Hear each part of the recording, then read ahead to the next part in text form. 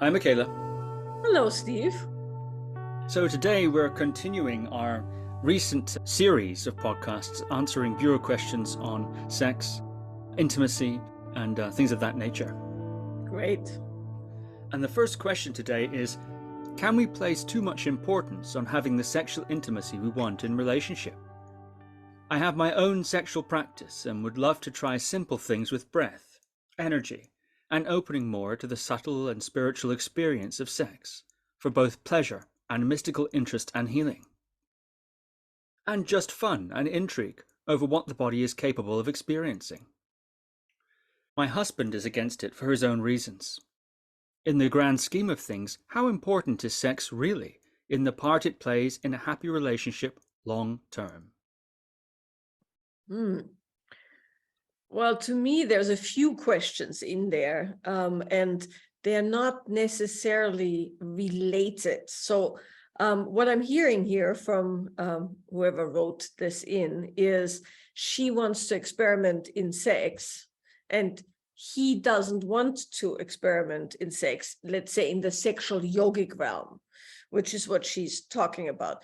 And then there's the general question, how important is it? So the question here is, they're not necessarily the same, right? Meaning one can have a fulfilling sex life and one can have a really deep connection sexually with a partner without breathing here and doing this and squeezing that and looking there. That's sexual yoga for the refinement of your, let's say, subtle body and things like that. But you don't have to do that with your husband. You can just have a really deep, connected, heart open sexual experience without your husband having to breathe a certain way or squeeze certain things or look a certain way or do certain practices. So that's the first thing I want to say, because I think one of the things that's been happening with more and more people out there teaching ever more elaborate processes to have people practice something is that all those sexual yoga practices are useful, but they're not the main meal of a deep relationship or a deep connection. Like going to a yoga class is useful, but you don't want to build your entire relationship around the practice of yoga, I hope. Right? Some people maybe do that, but not your entire life is spent doing that. You do the sexual yoga like you do the regular yoga as a means of opening your body, as a means of exploration, as a means of opening the subtle, realms, working with the channels, things like that. And then you bring your open body and you bring also the devotional capacity of your heart that's built through those practices to the sexual relationship, and as a matter of fact, to any relationship. But that doesn't mean your husband has to practice with you. And it doesn't mean your husband needs to be a practiced man or, even be a practitioner of anything.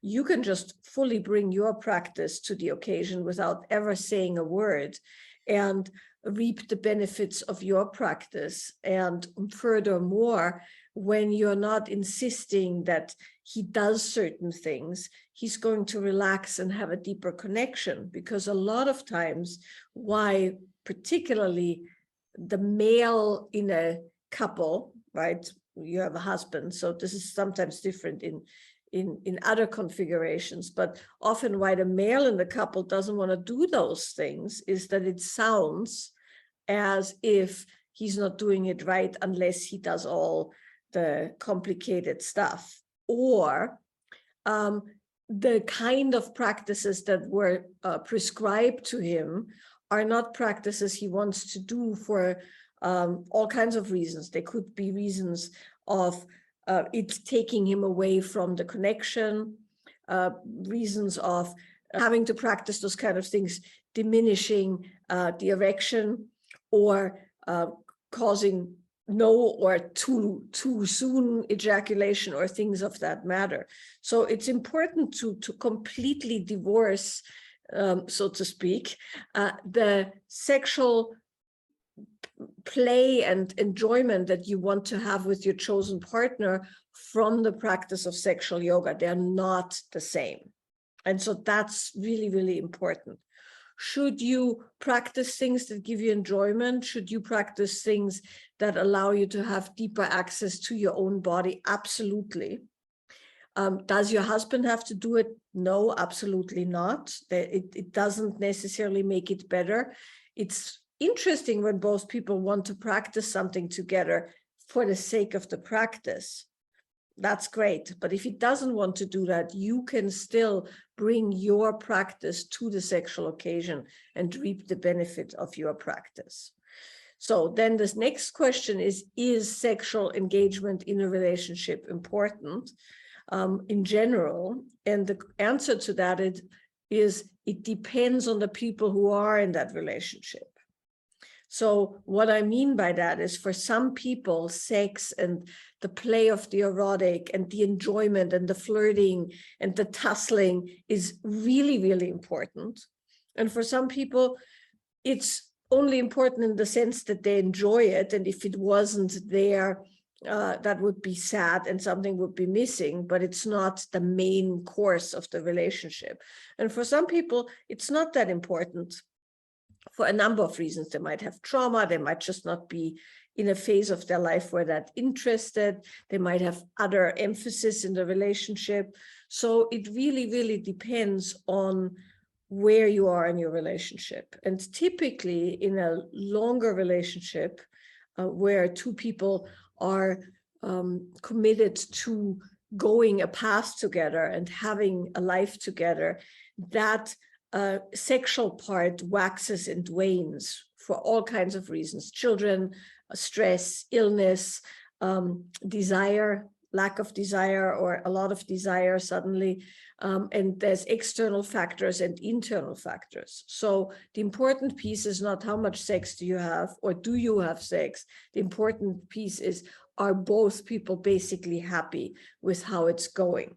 If both people are basically happy with how it's going, then there is nothing to really consider other than when that's no longer the case, you deal with it. But if you have very just different desires in the sexual and erotic realm, then it becomes an issue that has to be dealt with therapeutically as well as in communication, so that it's established, why do you have different styles? Is it just different styles, or is it different levels of desire, different bodily things? Does it have to do with trust or the lack of trust? All these kind of things have to be determined. And we often talk about this and in very great detail in some of the more relational courses, is that the most important thing about a long-term relationship is that you on occasion revisit the purpose of your relationship. And within the purpose of the relationship, you will then also discover, are you aligned sexually or not? And meaning, are you freshly aligned sexually or not? Because in the beginning, people typically are aligned sexually, and then it starts to vary. So when you're discussing and perhaps on occasion renegotiating the purpose of the relationship, that's also a good moment without a lot of pressure or drama to examine and perhaps adjust the sexual connection. Very interesting, thank you. Another question here along the lines of somebody wanting something different from their partner. It's a question here: how can I evoke to be taken more darkly by my partner? Yeah, I think that's a very common question. And it's a very complicated question in a certain way, because people tend to have a, let's say, temperature, right? Meaning they're somewhere on a scale of how their sexual enjoyment plays out, meaning some people are very, very dark, and some people are very light, and some people are somewhere in the middle. And depending on where you sit kind of as a baseline, you can go a little bit up from there and a little bit down from there. So if we have like light up here and very dark down here, but basically you have some coordinates, so to speak, where you enjoy it natively and naturally and the kind of engagement that you're craving. And so the reason it says, we sometimes say dark or light, or she's also saying there, the darker realms, is that the darker realms are essentially the more dangerous, but as well hotter ones, or the ones that require a little bit more entering domains that we're not in regular life. And so we all have certain fantasy domains and certain areas where our bodies and our nervous systems almost spontaneously open. And where that is can be kind of in the more dark, dirty, intense area, or more in the, let's say, sublime, expanded light area. So different people want different things. What's very vanilla for somebody is quite risque for somebody else, right? So finding where we are and knowing what we kind of desire really helps. But then, of course, comes the moment where we go, well, our partner isn't going there. Now, there could be a number of reasons for that. One of the reasons why often our partners don't go to places we would like them to go is that that's not socially appropriate. So your partner might want to go darker, but your partner might have been told over and over and over, both societally, maybe from other people, maybe through his own traumas, maybe through his upbringing, that going there isn't appropriate. It might be that your partner has the same kind of desires and has the same kind of ideas of what would be hot, because of course the darker realms are the hotter realms, while the lighter realms are not nearly as hot, so to speak.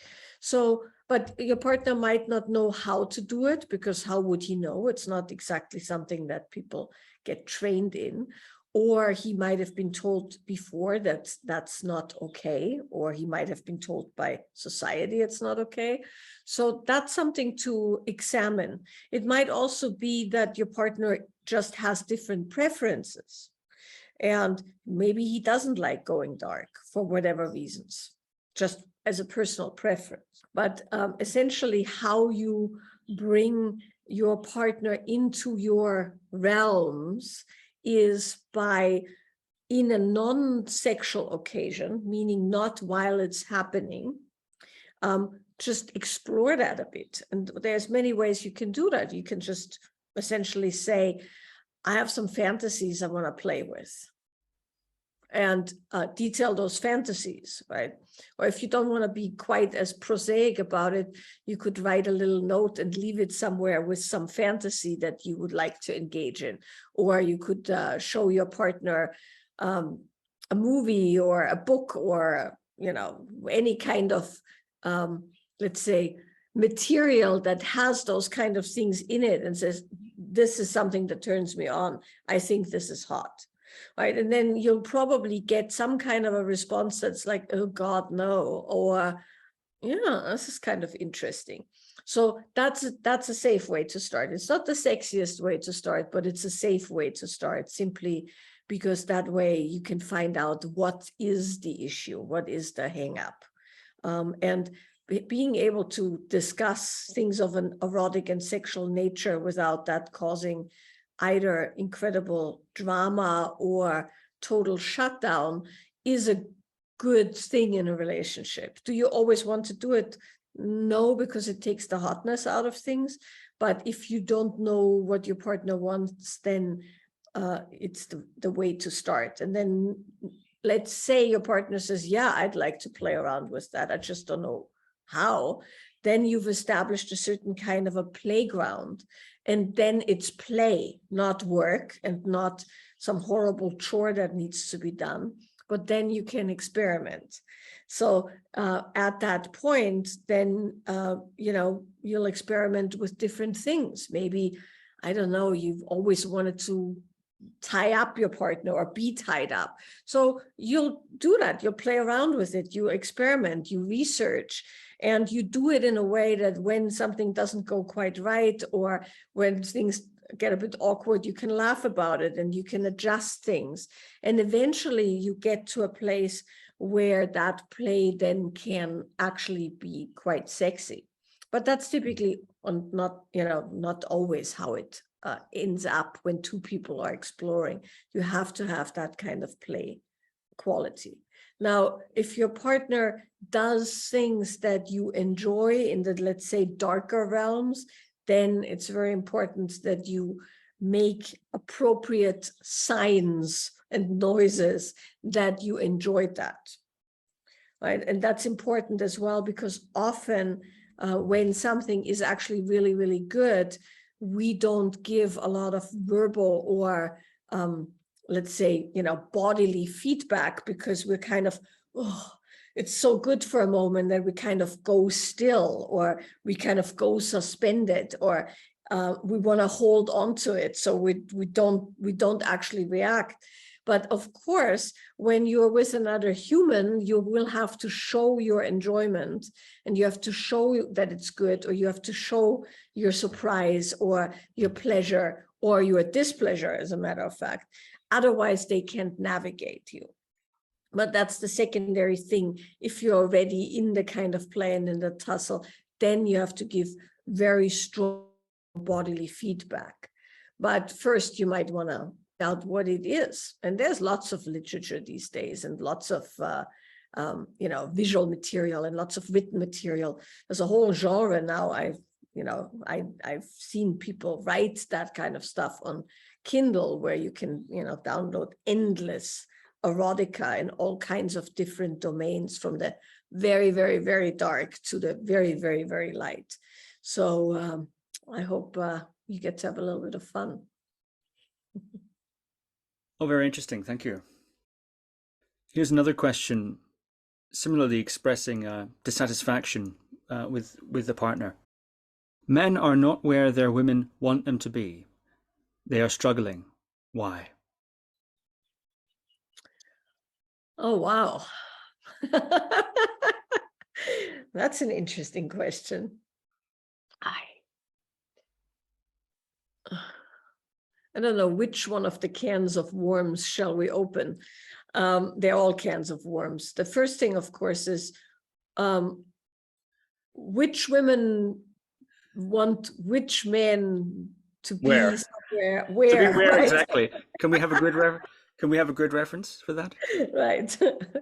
So, well, I think it's an interesting question in the sense that whatever the questioner is referring to is something that we all are seeing in various ways, right? We all have the girlfriends who have a very hard time finding a man to date, right? We all have girlfriends, participants, whatever, who are telling the horror stories of going on dates and online dating particularly, right? And then there's people who have real issues in their relationships, short-term and long-term.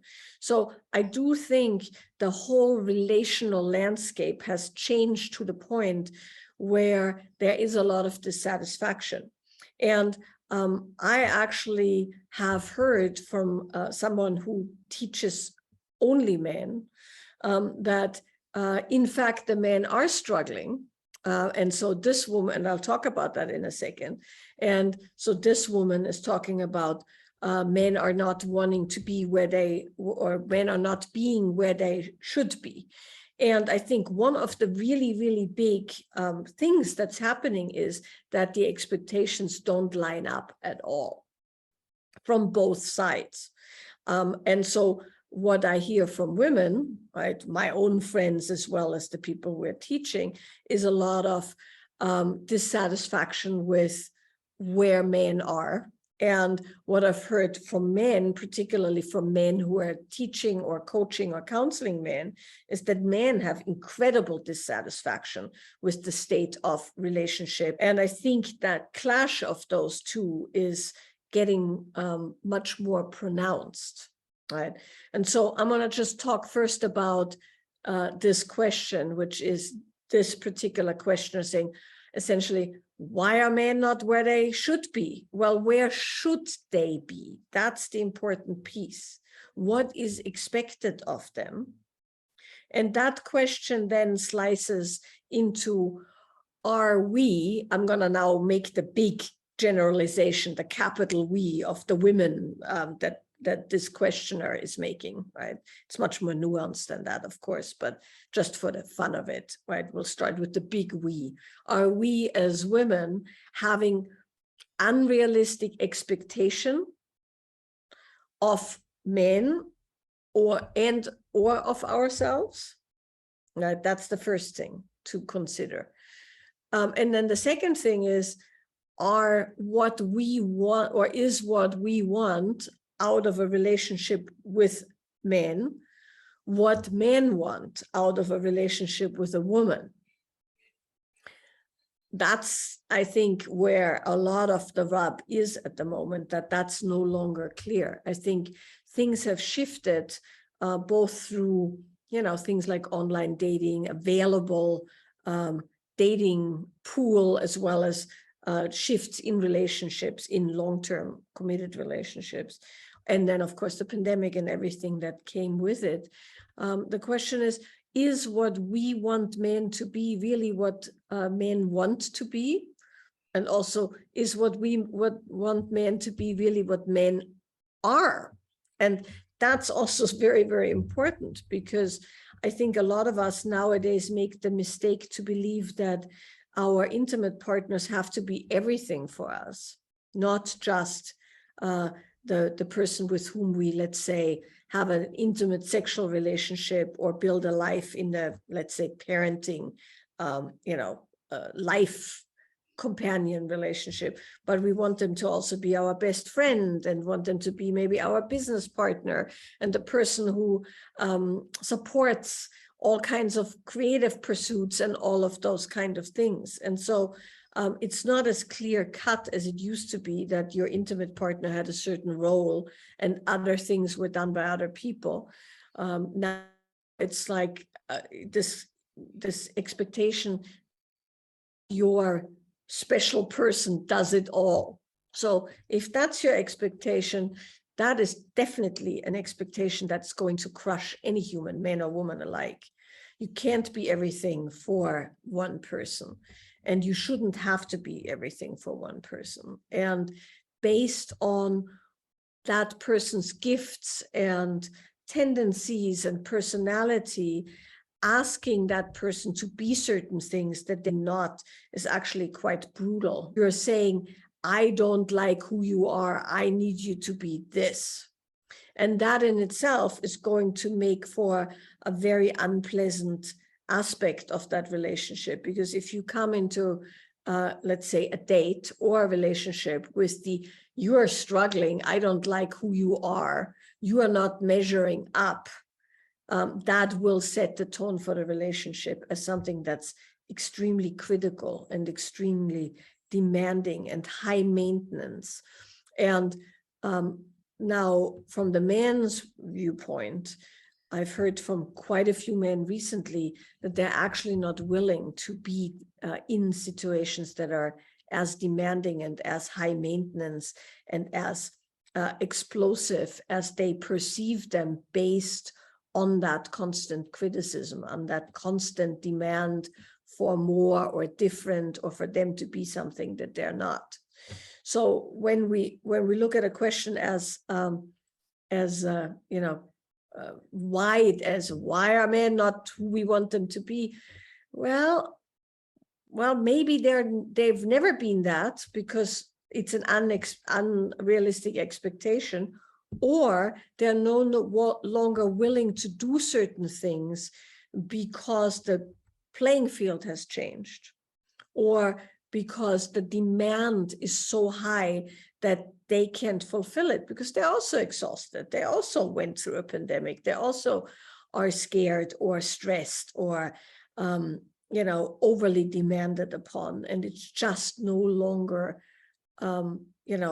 what they want. And where there is a feeling of can't do it right, regardless of what they're trying. They're always essentially looked at as a fuck up or not measuring up or not being up to the standard of the partner that they want to be with. And that stress on top of all the other stress essentially puts them in kind of a freeze. And then, of course, the next thing that happens is if you then demand upon somebody who is in freeze, they can't actually connect with you. They can't actually hear you. They can't actually feel you. This goes both ways, obviously. And then there's more of that, well, you're not there, you're not present, you're not with me, you're not doing it right, you're not. So there is something in that question that I think is a much, much wider concern for all of us in relationship, is have the demands and have the expectations gone to a point where we can't be okay with the simple things. And I'm going to now talk just from a woman's perspective for a moment. Right? I hear from a lot of women that they themselves have put such unbelievable demands on themselves, right? In the looks department, in the performance department, and then they demand that from their partners as well. And it just doesn't go very well. So that's one way of looking at it, right? And then, of course, the other way of looking at it is, are the men that this particular questioner is looking at the right kind of men for the job she wants them to do, right? So, and that's also very important because, of course, in dating and in relationship, there isn't so much of a job description, but there should be really, in the sense that if you're expecting somebody to do things that they told you that they're not willing to do or can't do or unable to do, but you are asking them over and over and over to do them, that also sets both people up for failure. They're not going to change on your account. So if they say they do, I don't know, like long walks on the beach, assume that they do till they don't. Right, so it kind of goes both ways. So that's kind of the long-winded answer to why are men not where they should be and why are men struggling. It's definitely true that men are struggling with the demands put upon them. Not all men, of course, and not all the times, but I do think nowadays more and more men I work with personally question the need for kind of relationship where they're constantly on the back foot and constantly demanded upon in a way that they're not capable or willing to be. And I think that's an important moment in time where we could step back a bit and define the state of relationships and the state of our demand towards ourselves and someone else a little bit more narrowly, perhaps, and start from scratch, also with a bit more generosity and a general belief in the goodness of the people that we want to be with, right? Very interesting. Another way of reading this question, men are not where their women want them to be, they are struggling. Why? You've interpreted that as the men are struggling, could also be the women are struggling. So I'm curious what advice you would have for women who feel that the men they're encountering are not where they'd like them to be. What advice would you have for women in that position? Yeah, I think the most important piece there is, what do you really want, obviously, and what do you really want beyond tall, dark, and handsome, or whatever the first thing comes out of somebody's mind. And these are very important questions, that you need to ask yourself before you ask that of anybody else, is what do you really want in your relationship? You want to live together. If you do want to live together, how close do you want to live? How big of an apartment does it need to be? How much time do you want to spend with somebody? What are your values? What are your goals? What are the things that are important and not so important? And all of those things that we think we know, but sometimes when we do, it's kind of, when we do examine it, then it's kind of surprising. As a matter of fact, as often when we talk about these things, one of us will remember something. And what I'm remembering is we have an entire toolkit that has all the questions you have to ask yourself before you get into a relationship or as you're negotiating a relationship. And they're sliced in the different domains: relationship, sex, location, activity level, things of that nature. You really, really want to drill down into what is it that you really want for yourself. And then the next step from there is, what kind of a partner would you need so that that would actually work, right? So if you're wanting to do tall, dark, and handsome and very adventurous, because that's what you're attracted to. But what you then want is somebody who is home with you all the time and doesn't want to go anywhere and just wants to be the homebody, hanging out in front of the TV. That doesn't line up. And that will cause disappointment, because Mr. Tall, Dark, Handsome, and super adventurous is going to want to be out and about and not home with you. But you picked him for the adventurousness, but now you don't like the adventurousness. So it's definitely important that what you're attracted to fits your description. If what you're attracted to doesn't fit your, well, I should say, what you're attracted to doesn't fit your requirements, then that's a real thing to look at. Is what you're attracted to the imprint of some past relationship, or the imprint of your attachment or your early childhood imprints of how you have received love? Or is it really lined up with who you are today? And often we have to kind of come up to date with who we are now and kind of adjust our attraction, so to speak, based on new data. And that's very hard, because our attraction is kind of this knee-jerk, this almost chemistry, the sexual chemistry of, oh, there he is, Mr. Tall, Dark, and Handsome, and adventurous. But of course, if you are attracted to that, but then you want somebody to settle down with, you're probably going to be quite disappointed in Mr. Tall, Dark, and Handsome, because he might not want to settle down, hence the adventurousness. And that's the thing that's very difficult, I think, and that can be quite disappointing when you meet people and they're just not ultimately wanting the things you want. And if you want to see it from the viewpoint of how do you attract a partner who's attracted to you for all the kind of right reasons, then the first step is actually knowing your requirements, and then also being able to weed out people who don't fit your requirements. And then at the same time, have a full-bodied expression of who you are, so that somebody outside of you can be attracted to you for the things that you want to be attractive for. That's also very important, which we haven't talked about yet. We've kind of talked more about the therapeutic steps, but now the more embodiment steps is that once you know what you're about, and once you know what it is that you want to portray, so it's attractive to the right kind of partner, you need to be able to show that in the body. And how do you show that in the body? Well, your body has to be kind of alive and be able to conduct the kind of energy and show the things, show delight in the things that you actually are attracted to, and also be able to give you signals so you know when it's not right.